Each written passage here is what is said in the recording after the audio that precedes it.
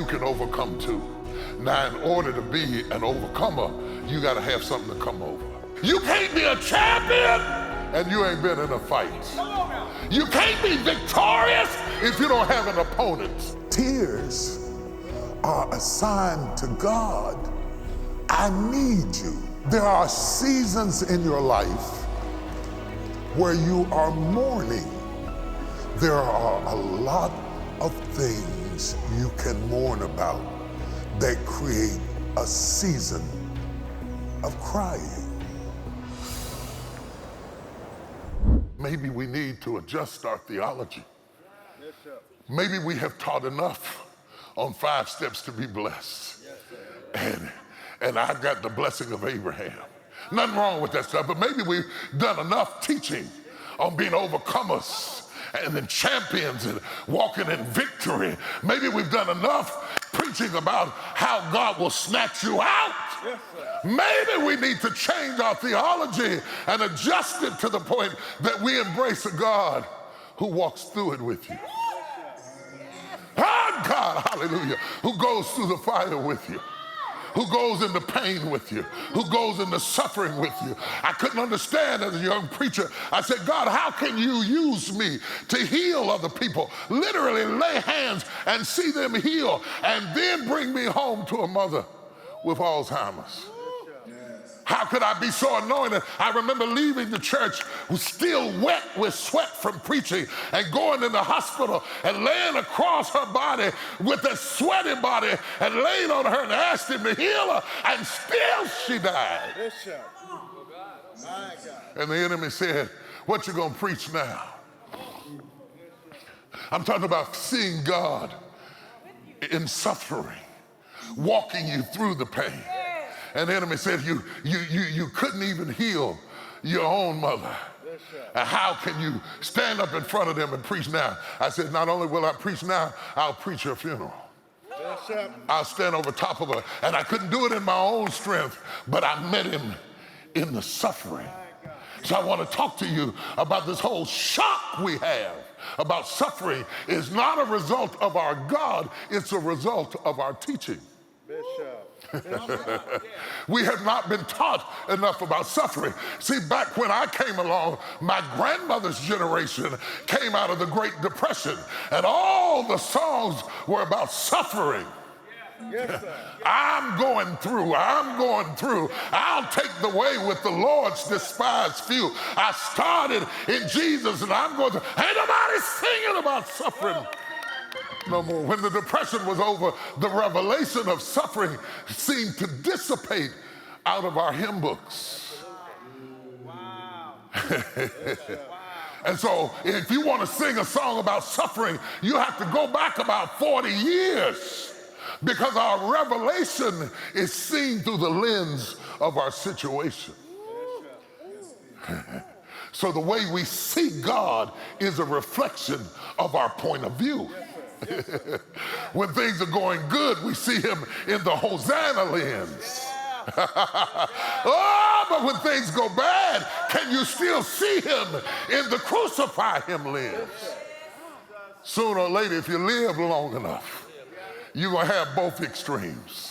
You're going to have the dichotomous experience of being victorious over here and agonized over here, of being whole in this area and being broken in there. If you live long enough, you begin to walk away with certain conclusions like Jorgen did, that I can serve a God like this because I found him in my suffering.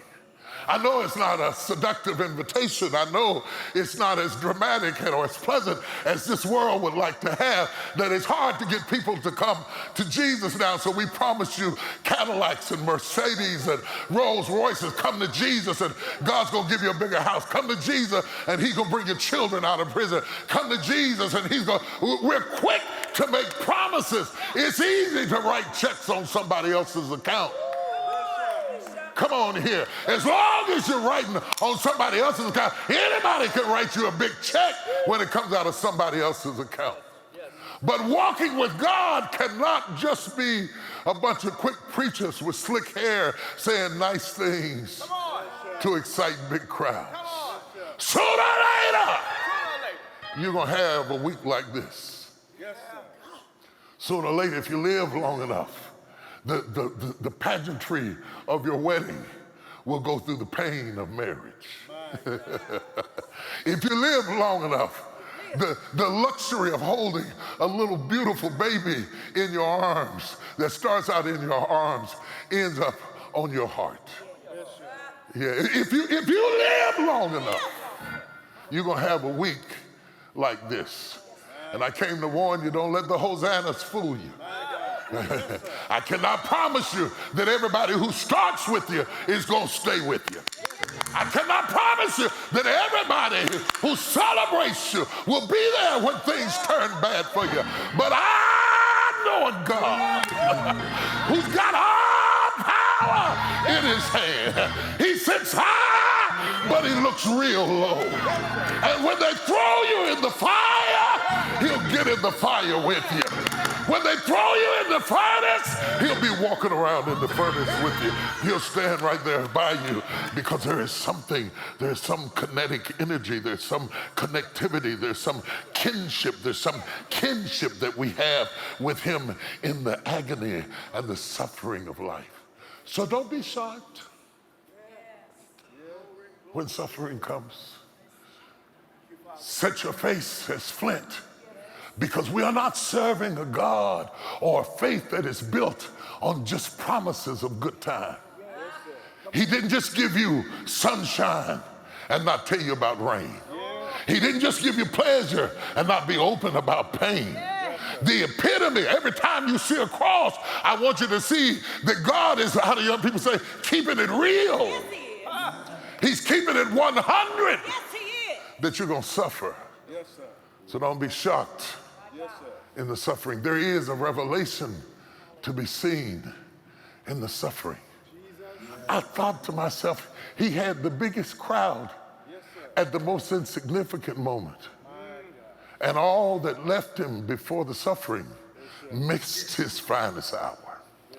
For his finest hour is not when we lay down our coats and we lay down our palm leaves. His finest hour is when they strip back his flesh and he commends his body over to his Father and says, I've done all I can do. And they hold him down for the count and say he will not be back. And for 3 days, it looked like he was a liar. Oh, y'all don't hear what I'm saying. For 3 days, you could think anything you wanted to think. For 3 days, you could say anything you wanted to say about it. For 3 days, you could say, see, he was a phony and a fraud. For 3 days, you could throw your hands up and say there's nothing to him. Friday, you could laugh. Saturday, you could laugh. But early Sunday morning, he slapped the smile off your face. He took the grin out of your teeth. Early Sunday morning with no witnesses and no crowd and no palm trees and nobody singing not one song. Nobody saying Hosanna anywhere. Early Sunday morning without anybody to help him out of his grave clothes, without anybody to get him out of the tomb. Early, God all by himself said it's over. Step from death into life. Y'all don't hear what I'm saying. Step from hell and death into life itself, showing I have overcome and said you can overcome too. Now in order to be an overcomer, you got to have something to come over. As I close, oh, y'all don't hear what I'm saying. You can't be an overcomer and not have something to come over. Hallelujah to God. You can't be a champion and you ain't been in a fight. You can't be victorious if you don't have an opponent. If you don't have an opponent, you don't have a victory. Oh! But I'm here to tell, I feel like preaching, y'all. I'm here to tell you, hallelujah. I'm here to tell you. I'm here to tell you and you and you. I'm here to tell all of you that are watching online. But most of all, I'm here to tell the enemy. I want to tell the devil, I want to preach to the devil for a minute. If you think I'm shocked, you don't know me. If you think I'm going to quit, you underestimated me. Think Think it not strange that these fiery trials have come against you. Hallelujah! I have a God that'll meet you in the fire, that'll meet you in the furnace, that'll meet you in the hospital, that'll meet you in your agony, that'll meet you in your suffering, that'll meet you in the hospital, that'll meet you in the cemetery, that'll meet you in your pain, that'll meet you with boils all over you, meet you with leprosy. I have a God that'll meet you in the unemployment line. I want to talk about seasons of crying. Seasons of crying. And I don't know how you was raised. I was raised not to cry. So I have to climb over top of everything I was taught to cry because I was denied permission to cry. So crying hurts. And when crying hurts, my soul has no way to irrigate itself from the stress it has incurred. Grief doesn't leave if tears don't flow.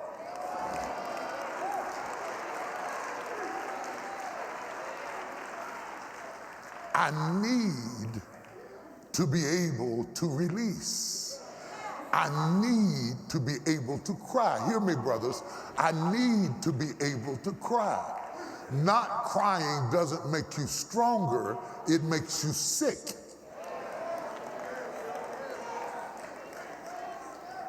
I don't walk around crying all the time, but when I need to cry, I need to let out. There are seasons in your life where you are mourning. And don't nobody have to be dead.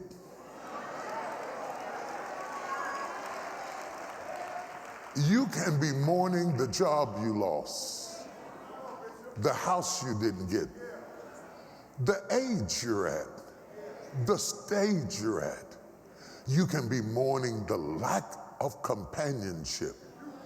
There are a lot of things you can mourn about that create a season of crying. Whether you see him do it or not, he cries. He may wait till you sleep.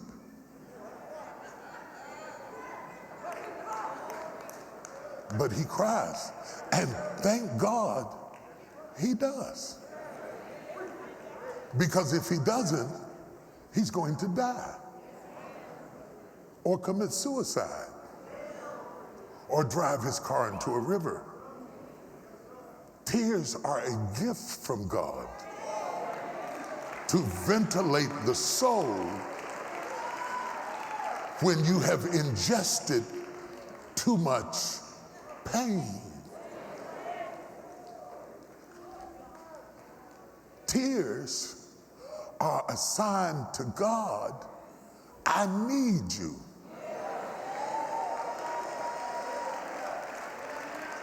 Somebody shout, cry.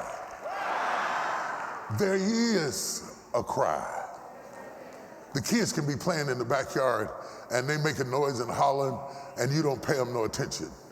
But there is a cry that will make you drop a plate on the floor and run out there with soap suds on your hands, because there is a cry that gets your attention as a parent. As it is with you, so it is with God. There is a cry that will get God's attention, that will arrest him and stop him in his tracks. If you don't believe it, ask blind Bartimaeus, who sat by the highway said begging. But when he heard Jesus was passing by, the Bible said that blind Bartimaeus began to cry. And he cried till he got on people's nerves. And he cried till they told him to shut up. But the more they told him to shut up, the louder he cried. And the Bible said, can I preach a minute? The Bible said that blind Bartimaeus cried till Jesus stood still. There is a cry that will arrest the Lord. There is a cry that will get God's attention. I heard David say, this poor man cried, and the Lord heard him and delivered him out of all his troubles. If you would open your mouth and cry, God would deliver you. But when the boat docked and Jesus stepped off the boat, before he could get both feet on dry ground, the man came running to Jesus. Slap your neighbor and say, run. Run. Run away from self-sabotage. Run away from self-destruction. Run away from the way you talk to yourself. Run away from canceling out your pain with more pain. You had a bad man, you go get a worse man.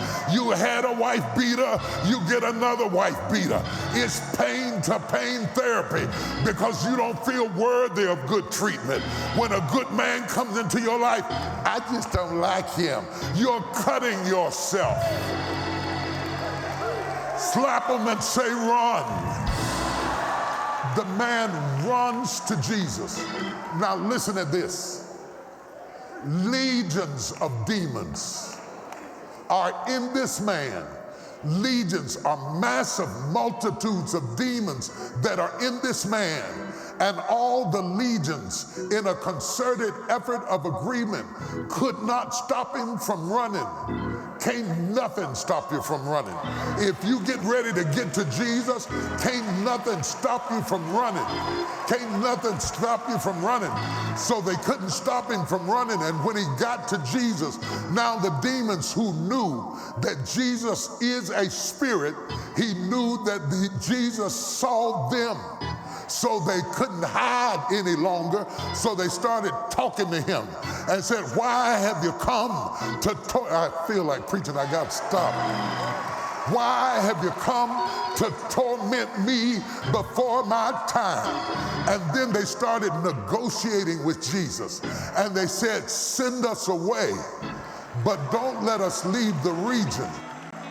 The man who was naked and bruised and bleeding and cutting himself in the tomb, when Jesus got through with him, he was chilling, dog.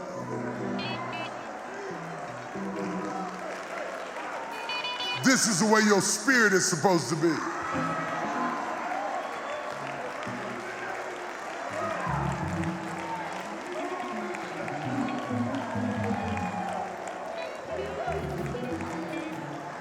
He had one fear left.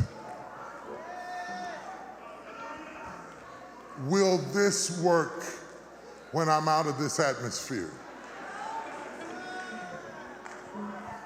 And he says to Jesus, can I go with you? Daddy, can I go with you?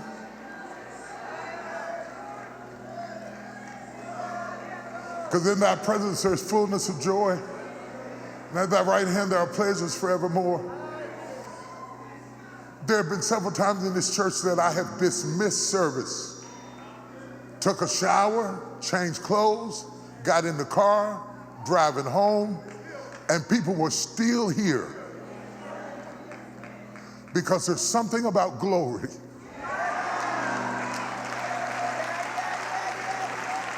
Glory, I mean real glory. I'm not talking about flesh, but real glory will make you linger. And they would tell me, Bishop, the people won't leave. They just sitting around. Some of them are laying prostrate in the floor. Some of them are laying on the altar. The man did not want to leave Jesus. And Jesus, I couldn't understand it. I thought, Jesus, I understand him because I'm a better man when you're around. And I know what it is to need you like all the time. He said, no, you don't get it. The only thing that stopped him from going home was being home. And once I got him whole, he could go home.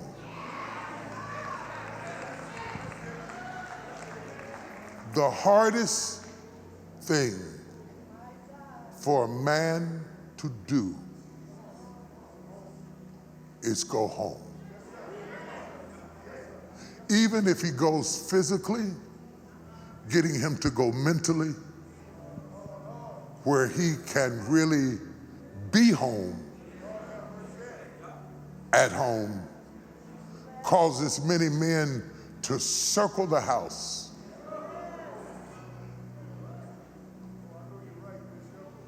Before they go in the house, because they see the house as another kind of job.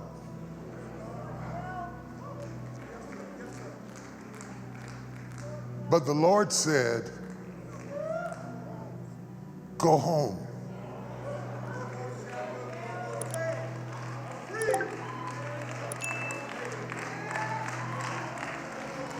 You will know you are free when you can be home at home.